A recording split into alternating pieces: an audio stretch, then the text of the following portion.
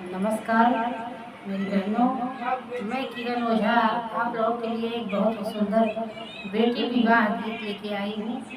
आप लोग सुनिए, पूरा वीडियो तक अंत तक बने रहिए। आप लोगों को कैसा लगे लाइक और कमेंट करिए, प्लीज़ सब्सक्राइब करिए।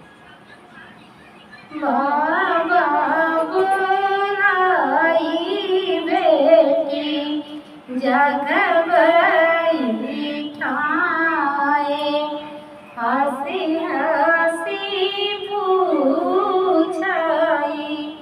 बात जी कवन कवन सुख किहु मोरी बेटी देती तू हम सेवा ताई जी